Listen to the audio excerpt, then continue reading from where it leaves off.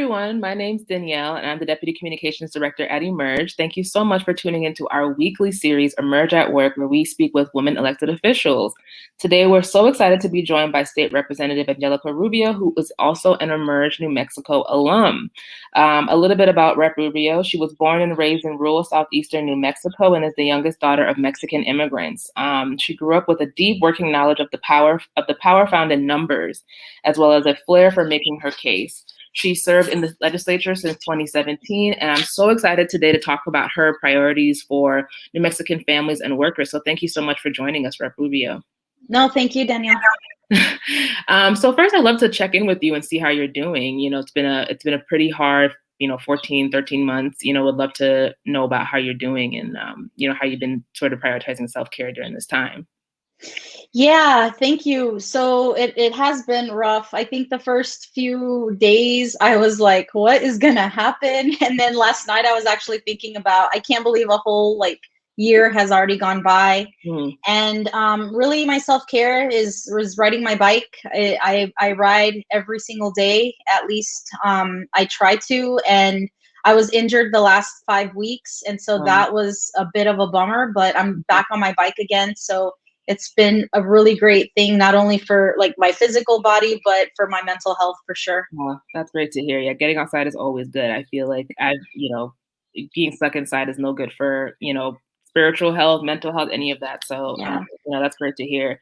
And, some really exciting news, the New Mexico State Legislature in the House, you all became majority woman, and that is in large part to Emerge women. So talk to me about how that, how that felt when that announcement came down, how it feels to serve with so many other Emerge women.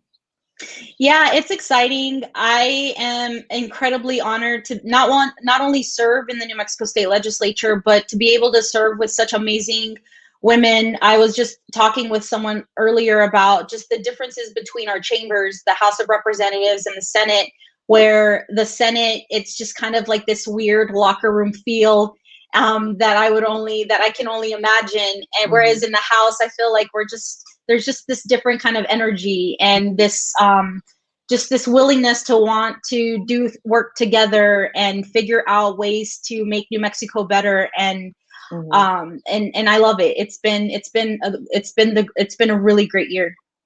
Yeah, anyway. Yeah, well, we've been watching you all down there, and you all are just kicking butt. I mean, talk about the power of Emerge. Emerge New Mexico women are just, fantastic, and you all are getting so much done. And I think, and I would love to talk to you about one of the things you all recently got done. I know it was signed into law by Governor Michelle Lujan Grisham. The Healthy Workplaces Act. This is pretty revolutionary legislation. So would love for you to share more about what the bill does and why it was a priority for you and your colleagues. Yeah, so the bill, what it does is it provides 1 hour of earned paid sick leave for every 30 hours worked. And so it's about 64 hours a year that an employer here in the state of New Mexico must provide for their workers. And I think for those of us, so I'm lucky enough that I am a community organizer. I have been my entire adult life.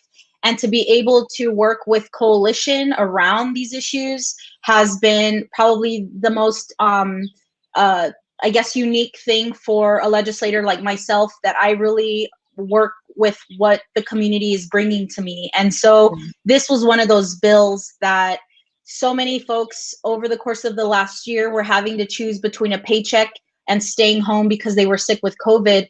But the thing is that they've been doing this for years. This isn't something that just happened when a pandemic began, but there were workers who were having to make these choices for many years now, and, especially here in New Mexico. And so, as you know, COVID really unveiled so many inequities. And so this bill really not only worked to support workers, but to do so in the long term, because we know that we don't want this to ever have to happen again. Unfortunately, with this legislation, it didn't go as far because, one, I would have wanted more hours, but two, we had to delay it a year because that was part of the compromises that we had to make. But I think my work with Representative Chandler and Representative Roybal Caballero, like the women who pushed this effort, particularly even the women who were just carrying this legislation from the grassroots, was just a tremendous show of just inspiration. And so I feel like it's what really got us across the finish line. It also was the legislation that really exposed sort of the misogyny that exists within the Senate. And so we didn't realize that was going to happen. And so it kind of happened towards the end of its way through the Senate. And so that was just one of the things that we were able to do. We were sort of like this exposing of things while we were trying to accomplish something big for our community. Well, I think that's just the power of electing women, right? Like, I mean, it just demonstrates that is what happens when you have people at the table who don't represent the community. The perspectives just aren't represented. I'd love for you to talk about, can you go into more detail about some of the challenges that you all faced when the bill came up? Like, what were some of the reactions that you just couldn't believe?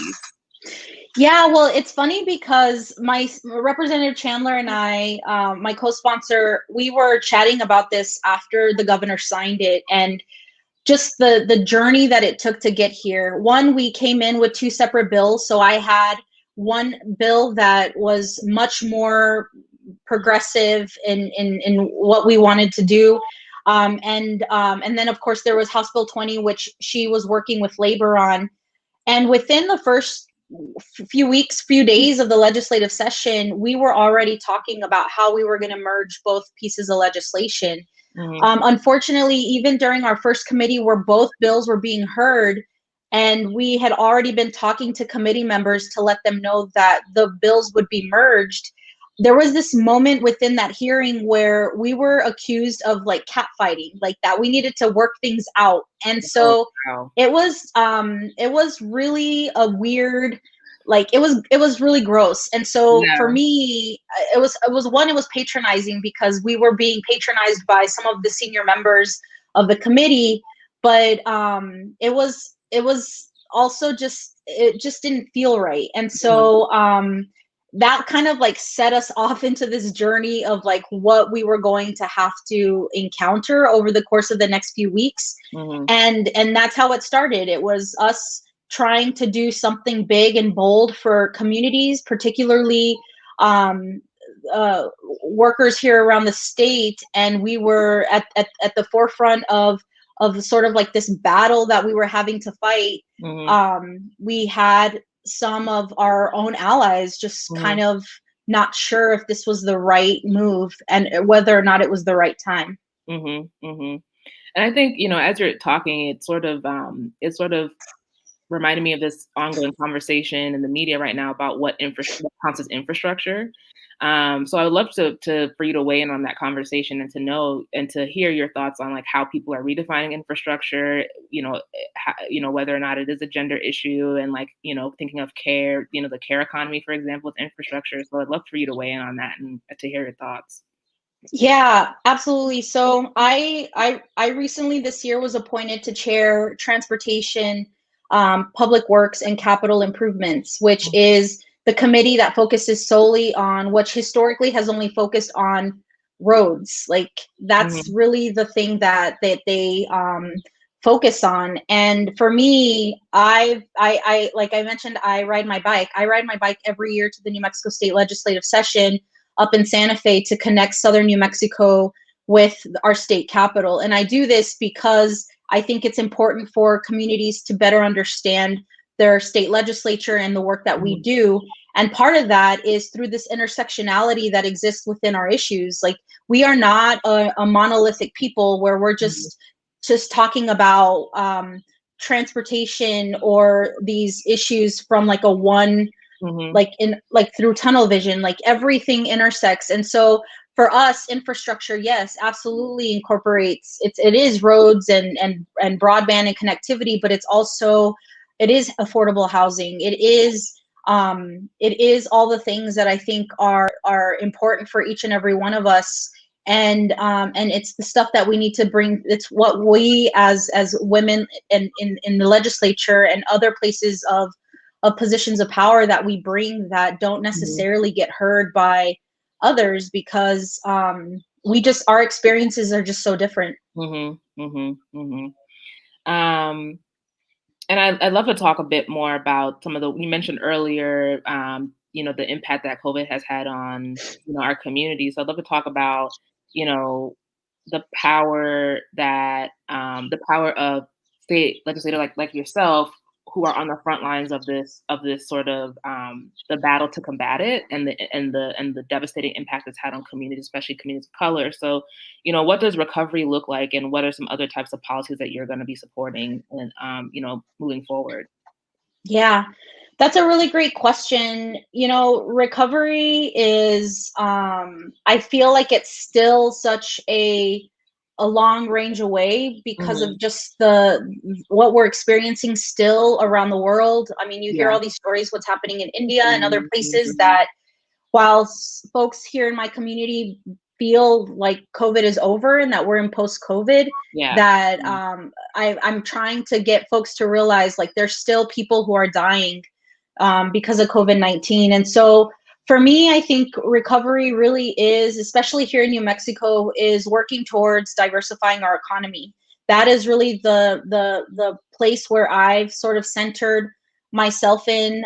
New Mexico is heavily reliant on the oil and gas industry, and 40% of our revenues to pay for everything that we need to pay in terms of our budget is predominantly funded by these extractive industries, and what I also call exploitative industries, because it's our communities who are also having to navigate the ups and downs. And so for me, it's really about addressing climate, because that is a critical piece, but it's also about doing so from an economic standpoint, and recognizing that there are people in our communities, frontline workers and frontline communities who, if we transition away from these industries overnight, that these families will be, their lives will be decimated. And so my efforts are really, how do we center these families and these workers, and making sure that we can actually get closer to our climate goals, and be a leader in climate here in New Mexico, if we do it from a lens of workers' justice. And that's really where my efforts are moving forward with recovery, is that we not only just diversify our economy, but that we make the investments that we need to, I feel like this is a moment of reset where we can really just sort of like start over and really do what we've always imagined as organizers, in terms of working towards liberating so many of our communities, that we center these ideas into public policy and make it all come true. Yeah, and I think, definitely, with the Democratic majority in Washington, I think as we sort of look to the future, I think a lot of folks are looking for, Ayanna Pressley says it so well, it's really time to center the folks who are in the most pain when it comes to policymaking. And I think the Democratic majority in Washington, state legislatures like your state legislatures who are Democratic across the country, are definitely leading the way in sort of ensuring that our communities are centered moving forward in policymaking, because that's what we need, and we can't go back to normal, No. That's unacceptable at this point. Yeah, and to add to that, I think people are always stressed about the electoral politics of it all, but it's like, when we center our communities, we will always win. Like, that's the thing. It's like, our communities aren't going to show up if we're not showing up for them.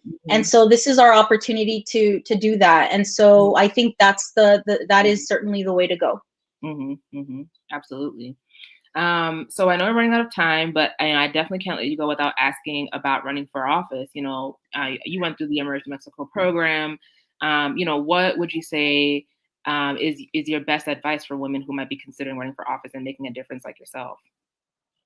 Yeah, I would say, I mean, there's the stat that says women have to be asked 7 times to run for office before they say yes. I always say it took me at least 30 times for someone to ask me, and like 2 glasses of like an IPA to finally say, okay, fine, I'll do it. Yeah. But I think a lot of it just has to do with self-doubt. Like we tend to not see ourselves as leaders, because we have this we're used to just being in the background, you know, and doing things and pushing others to move forward. And I think we need to for folks who are considering it, I would say, like, yes, it is scary. It is, you feel like you're not equipped, you feel like you've not done enough. But the way that I say, like, have the confidence of a mediocre white man, and you're and you'll get there. And so that's how I've been operating and trying to make my work move forward. And so I encourage everyone that if you're thinking about it, that you should really step into that and move forward with it too.